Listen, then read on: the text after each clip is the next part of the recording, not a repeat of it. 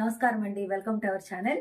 ఈ రోజు నేను మీకు ఒక చిన్న కంటెంట్ తో మీ ముందుకు వచ్చాను. అసలు శ్రావణ మాసం అంటే ప్రతి సంవత్సరం కూడా నేను శుక్రవారం నాడు పూజ చేసినా చేయకపోయినా, వైభోగంగా చేసినా చెప్పినా, చిన్నపాటి పూజ అయితే ఇంట్లో చేసుకుంటాం కాబట్టి ఏదో ఒక తీపి పదార్థం చేసుకొని అమ్మవారికి నైవేద్యం పెట్టి అదే బ్రేక్ఫాస్ట్ లాగా తినేసి ఉద్యోగానికి వెళ్ళిపోవడం అనేది అలవాటుగా ఉండేది. కానీ ఈ సంవత్సరం ఏంటో అసలు స్వీట్ అనేది అసలు ఇంట్లో చేయకుండానే శ్రావణ మాసం అంతా గడిచిపోయింది. ఇదేంటా బాబోయ్ అనుకుంటూ ఇవాళ నేనేం చేశానంటే రవ్వ లడ్లు చేశానండి. చూస్తున్నారా, పొద్దున్నే ఆదివారం నాడు చక్కగా పొద్దున్నే లేచేసి రవ్వ లడ్లు కట్టేసుకున్నాను.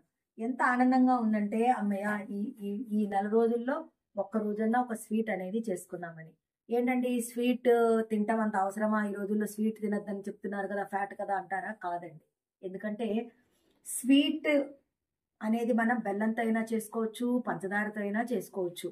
ఆ తీపి పదార్థం అనేది వారంలో ఒక రోజు చేయటం అనేది అసలు మనకి పాత రోజుల నుంచి కూడా ఎందుకుందంటే, ఒక శుక్రవారం నాడు చేసుకొని అమ్మవారికి నైవేద్యం పెట్టి తింటాం, లేకపోతే శనివారం నాడు చేసుకొని వెంకటేశ్వర స్వామికి నైవేద్యం పెట్టి తింటాం. ఇలాంటివన్నీ ఎందుకు వచ్చినాయంటే, మన బ్లడ్లో అన్ని రకాల మినరల్స్ అనేవి చాలా ముఖ్యం. అందులో సూక్రోజ్ అనేది కూడా చాలా ముఖ్యం అండి. సూక్రోజ్ అనేది ఒక మనం స్వీట్ అంటే స్వీట్ వల్ల మాత్రమే బ్లడ్లోకి వెళ్తుంది. అది పంచదార వల్ల కావచ్చు, బెల్లం వల్ల కావచ్చు, ఖర్జూరాల వల్ల కావచ్చు, ఏదైనా సరే ఒక రకమైన స్వీట్నర్, అది ఒక స్వీట్నర్ పదార్థం వల్ల వెళ్తుంది.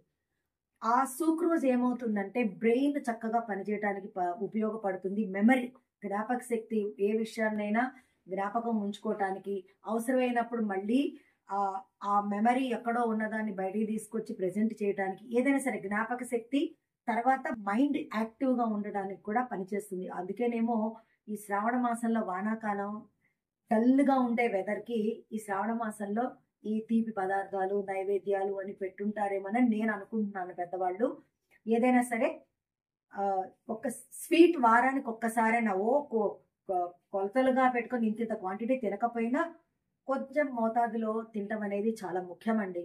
మరీ హై డయాబెటిక్ పేషెంట్స్కి అయితే పనికిరాదు, కానీ బార్డర్ లెవెల్లో ఒక 150, 160 వరకు మెయింటైన్ చేసే వాళ్ళకు కూడా కొద్దిపాటి స్వీట్ తింటం అనేది బ్రెయిన్ పనిచేయాలంటే చాలా ముఖ్యమని చెప్పి ఈ మధ్య ఎక్కడో చదివాను. అది మీతో చెప్పుకుందామని చేశానండి. అందుకని ఎందుకో మీతో షేర్ చేసుకుందాం అనిపించింది. శ్రావణ మాసం మొత్తం అయిపోయింది, ఇంట్లో స్టవ్ వెలిగించి ఒక తీపి పదార్థం కూడా చేయలేదే అని ఒక చిన్నపాటి గిల్ ఎక్కడో ఉంది. ఇవాళతో అది తీరిపోయింది. ఎల్లుండితో కానీ చక్కగా చేసుకున్నాను. అది కూడా నాకు చాలా ఇష్టమైన రవ్వ లడ్డు అండి. నాకు ఎంత ఇష్టం అంటే రోజుకి 1 లేదా 2 ఉన్నాయంటే మాత్రం ఖచ్చితంగా తినేస్తాను. ఆ సంతోషాన్ని మీతో పంచుకుందామని చేశాను. ఈ వీడియో చేయటం జరిగిందనమాట. మీరు కూడా వారానికి ఒకసారి కొంచెంలో కొంచెమైనా సరే స్వీట్ ఏదో పరంగా, నెయ్యి అసలు నూనె కన్నా కూడా నెయ్యి చాలా మంచిదండి. అలాని కిలోలు కాదు, ఎంత మోతాదులో వేసుకోవాలో అంతలో వేసుకొని కంట్రోల్గా తింటే మాత్రం తీపి పదార్థం అనేది ఎప్పుడూ కూడా హాని చెయ్యదు. ఈ రోజుల్లో యూత్ని మనం కదిపిస్తే ఏదైనా పెట్టామనుకోండి, అమ్మో స్వీటా వద్దండి ఫ్యాట్ అంటారు. కానీ బయటకు వెళ్ళి హోటల్స్లో నూడిల్స్ తింటారు, పిజ్జాలు తింటారు, బర్గర్లు తింటారు, బేకరీ ఐటమ్స్ తింటారు, బిర్యానీలు, రకరకాల బిర్యానీలు ఆర్డర్లు ఇచ్చుకొని తింటుంటారు. మరి వీటన్నిటికన్నా అవి హెల్దీయా, లేకపోతే వాటన్నిటికన్నా ఇది చెడు అని ఒకసారి కంపేర్ చేస్తే వారానికి ఒకసారి 1 కప్ స్వీట్ తింటం అనేది ఆరోగ్యానికి చాలా మంచిదని నేను మాత్రం చెప్తానండి.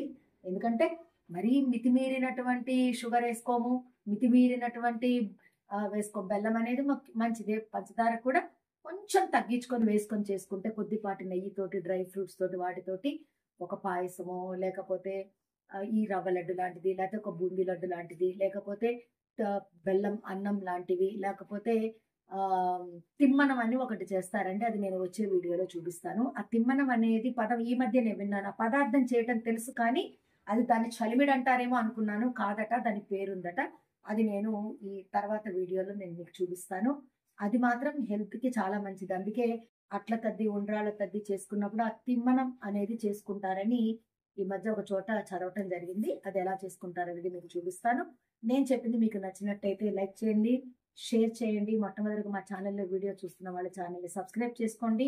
ఈ రవ్వ లడ్డు ఎలా చేసుకుంటానో నేను అని తెలుసుకోవాలన్నా, చేయడం చేతగాని వాళ్ళు ఎవరన్నా ఉన్నా, మొట్టమొదటిగా కొత్తగా పెళ్ళైన వాళ్ళు కానీ ఎవరైనా తెలుసుకోవాలనుకుంటే కింద డిస్క్రిప్షన్లో ఆ రవ్వ లడ్డు తయారీ లింక్ ఇస్తున్నానండి. నేను జన్మాష్టమి రోజు చేసుకున్నది. క్లిక్ చేస్తే మీకు ఆ వీడియోకి వెళ్ళిపోతారు. తప్పకుండా చూడండి. మీరు కూడా ప్రయత్నం చేసి చూడండి. ధన్యవాదాలు.